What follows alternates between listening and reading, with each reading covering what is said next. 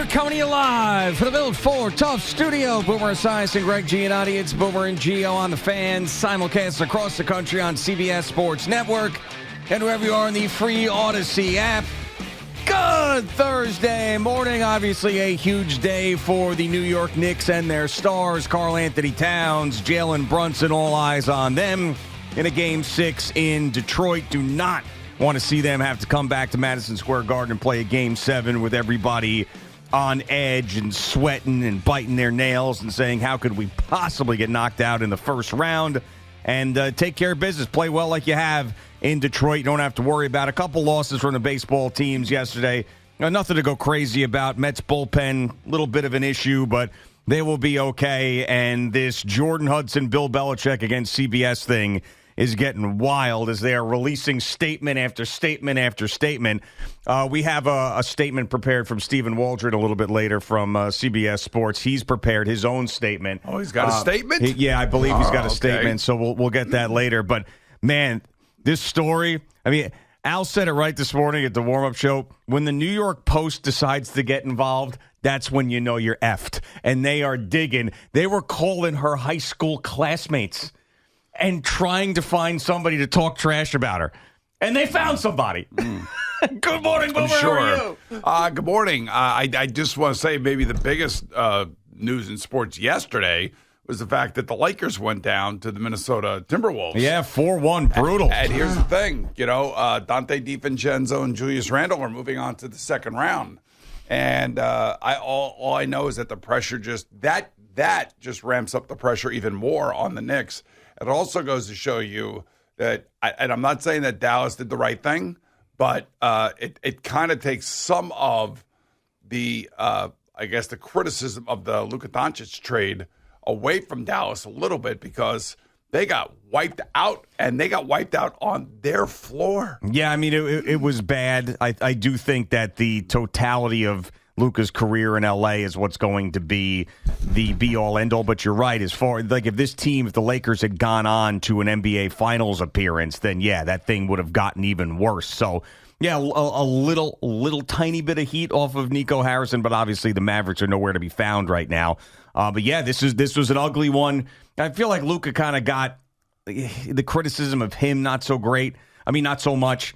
It was more LeBron and J.J. Redick that were getting it this time around. All I can tell you is that if you're Dallas and you made that trade and this happens to the Lakers in the first round, especially they played better when Luka got there, by the way, too. They really made themselves relevant, which is a credit to those guys in fitting in with each other. But getting housed by the Timberwolves in a situation like this, I mean, that is that it says a lot about the trade from Dallas. There was a reason why they wanted to trade him. I don't know if it says a lot about the trade just because they lost in the first round. You got to understand that Anthony Davis and Kyrie Irving both got hurt, so we don't know how that would have worked out. We have no idea. But that's the part of it is like, Kyrie Irving's had knee problems throughout his entire career, and Anthony Davis is never healthy. So when you trade for a guy who's never healthy and he gets hurt, you can't use the excuse that he got hurt, right? Because he always I know gets hurt. One thing: Luka Doncic and LeBron James didn't get hurt, and they didn't win. Right? Yeah, so I don't know what it is about you and Luka that you really want him to be like a fat drunk loser. There's something about him that you really don't like. I never said he drank himself into oblivion. You just really wanted that trade. I'm just telling you. You want to be right about this thing, and I don't know why. I'm just trying to tell you. Weird one to me. I'm just trying to tell you internally what the hell was going on at Dallas. How do we know? Well, because you could read between the lines. So you're telling me that Nico Harrison is a good GM and that was a mistake on his part? I mean, wasn't a mistake. He did the right thing. Only time will tell whether it's a mistake. But I think this is a feather in his cap right now. I definitely do. And by the way, even you said it before me. You said he looked pudgy. No, I didn't. You said something like he looked chunky or something. No. Well, I never said that. I said pudgy about Jackson Dart. Luka, I've always been a Luka guy. And Luka took them to the finals last year.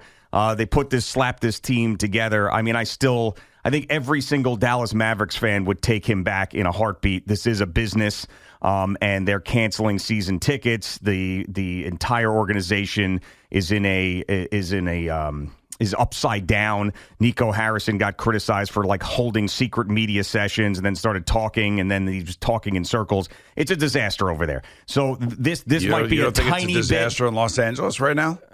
No, I think it's they're out, but it's not a disaster like where the Mavericks are. Just because the Mavericks had 2 major injuries, I don't know what to tell you. That's like what happened with the Jets and Aaron Rodgers. He got here. So you're predicting that the Mavericks, if they were healthy, they would have gone to the NBA Finals, and they would have won a round. We don't know that. Maybe.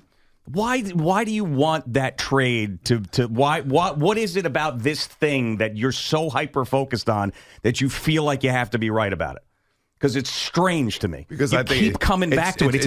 It's a trade for Dallas and LA. Who gives 2 craps at this point? It's what First Take does, not what we do. I know that, but it's big money. It's business.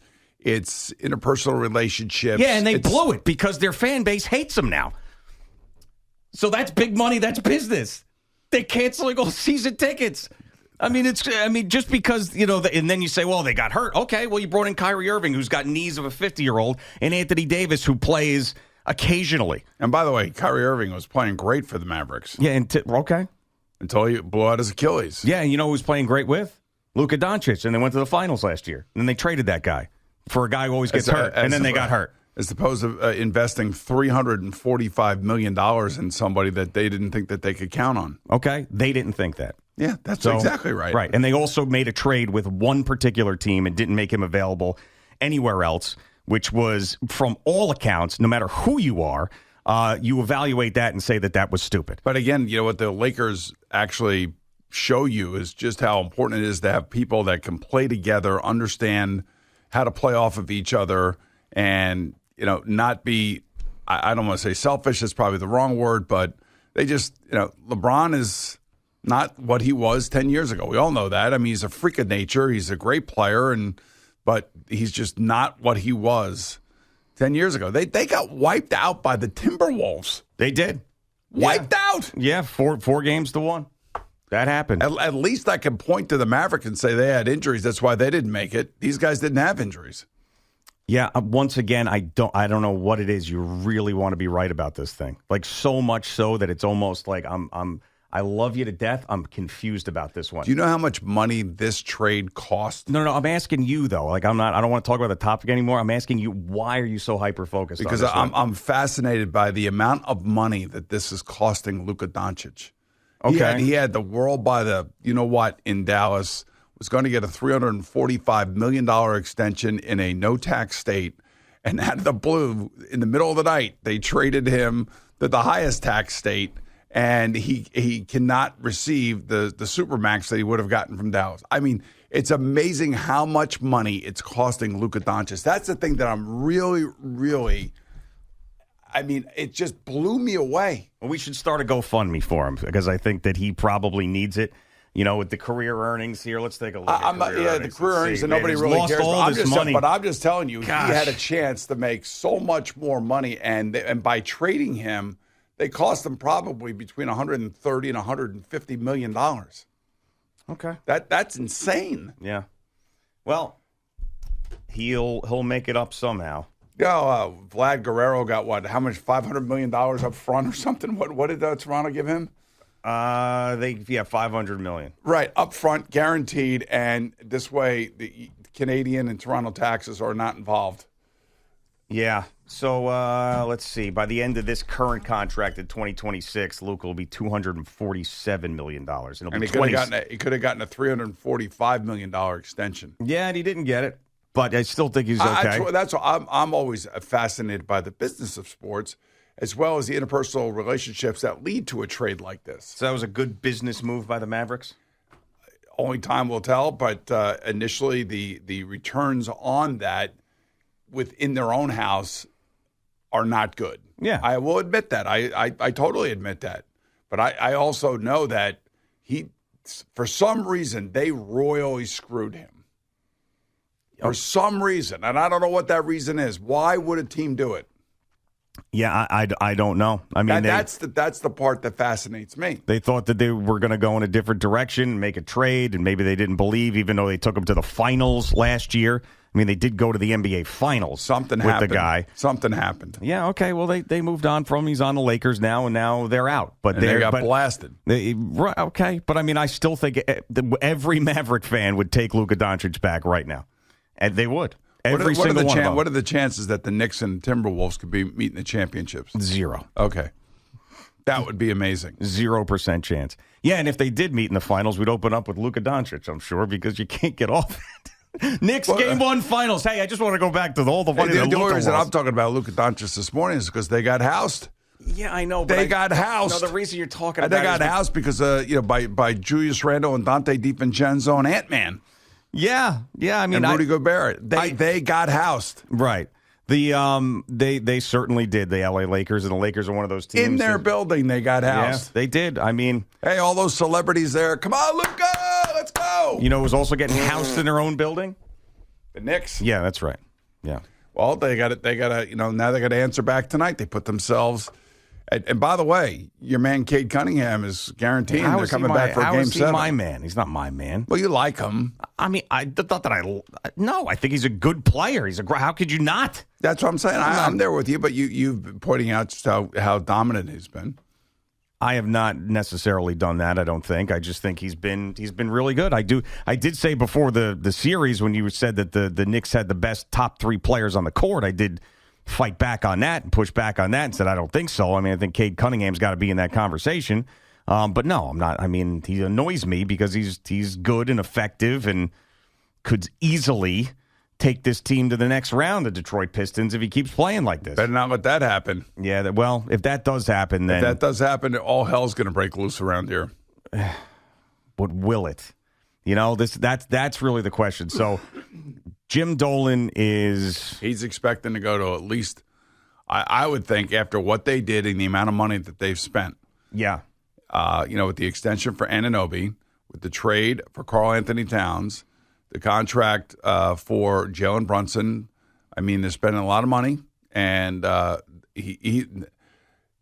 think that they thought that they could play with the Celtics. Now, we haven't seen that this year, and we keep hearing about, they have to learn to play together, and, they've played a little bit better, but let's face it, the Detroit Pistons don't shoot the 3 like the Celtics do. No, they don't. And I was going to say that Jim Dolan can be loyal to a fault with the guys that he really likes. So I don't think that the front office is going to change. Is Thibodeau one of those guys that Jim Dolan's going to say, listen, I got to stick with him. I love him. He turned this franchise around just like, Brunson did. Or does he look at him like Chris Drury? Because Chris Drury had a lot of heat on him. I understand it's a coach, general manager, different thing. But Chris Drury had a lot of heat on him at the end of the season. I know that Dolan loves him and believes in him. Does he look at Thibs the same way if they go out in the first round? Well, Chris Drury's had a lot of success over the last 3 years. Well, so was Tom Thibodeau. Yeah, but not President's Trophy success and not Eastern Conference Final success. Well, they were 1 game away from the Eastern Conference Finals, and they ended up getting everybody was hurt. So back-to-back 50-win seasons. No, you use that excuse, but everybody was hurt. It was true. And by the way, they made it to the playoffs in the second round. They didn't miss the playoffs. And they didn't trade away a guy when they went to the finals the previous year and then missed the playoffs. So Anunoby didn't play in the playoffs last year, and they gave him a huge contract. Hurt and Josh Hart. Yeah, I know. I was sitting here. I was watching the same games you were watching, and I know all about who was hurt and who wasn't hurt. And who didn't miss the playoffs during this whole time? Tom Thibodeau and the Knicks. They haven't missed the playoffs. Right. Rangers did. So he has to. This year they did, and that's why they fired the coach. But I will say that when you're talking about where the Knicks are, the amount of money they spent, the changes they made, all of those things are done to beat the Celtics in the second half. That's basically, in the second round. That's why those trades were made. That's why these players were brought in, and now they're slugging it out with the Detroit Pistons. And Cade Cunningham basically is guaranteed a Game 7. Yeah, which is whatever. I mean, fine. And if they do get to Game 7, then I'll start to get worried. They are favored, the Pistons, in this game, I'm pretty sure. Well, the Knicks were favoring, last game. Well, yeah, but I mean, the Knicks have been the favorite the entire series. It's a little bit different when you're in a Game 6. Now, all of a sudden, it's shifting. Yeah. I mean, I think it's only a 1.5. I mean, these games have been so close and so crazy that, yeah, Pistons -1.5.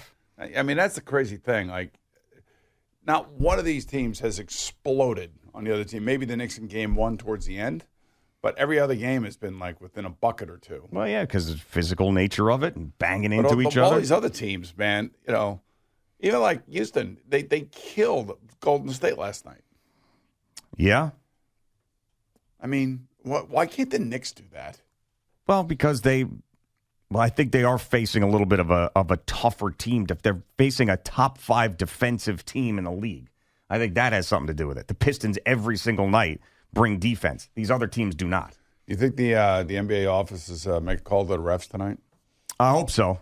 I'll take anything that can help the Knicks. I don't care. No shame. If that frozen envelope thing happened with Patrick Ewing, I'm all for it. If you want to help the Knicks out with the officials and pay them off, I'm fine with that too. Just get to the next round and let me see what they could do against the Celtics. And it's not just making it to the second round and playing the Celtics. If they get swept by them and get blown out in 4 games, like the way that they have looked for most of the year against Boston, then you got to think about major changes then too. If they lose this series, yes, major changes. If they get to the next series and then get smacked around like they're just nothing, sort of like the Yankees did when they made it to the ALCS and the Astros swept them, and then you had Brian Cashman go, "Oh, we made it to the ALCS." Okay, but did you really? I mean, you didn't win a game, you got swept. It's really about how far away are they. If they don't win the series, how far away are they? Oh, if they don't win the series, changes are coming. I'm talking about the Celtics here, if they make it there. But the Pistons, yeah, obviously. I mean, if the Knicks lose this round and they're all healthy, there's going to be changes. You know yeah, that, I mean, they got to lose 2 in a row. So I originally said Knicks in 6. We'll see if it happens. But they got to lose 2 in a row. I don't think that'll happen. I have to have some faith in them this morning that they can go into Detroit just like they did games 3 and 4 and win.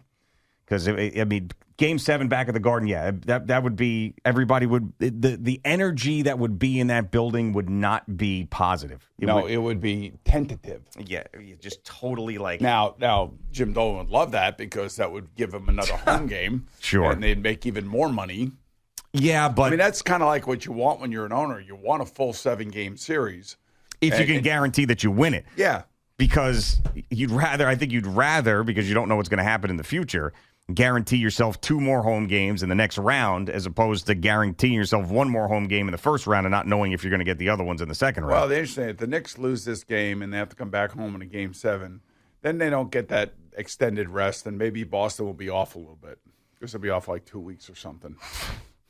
I hope. They're going to need everything. They're going to need an injury. They're going to need something. I don't know.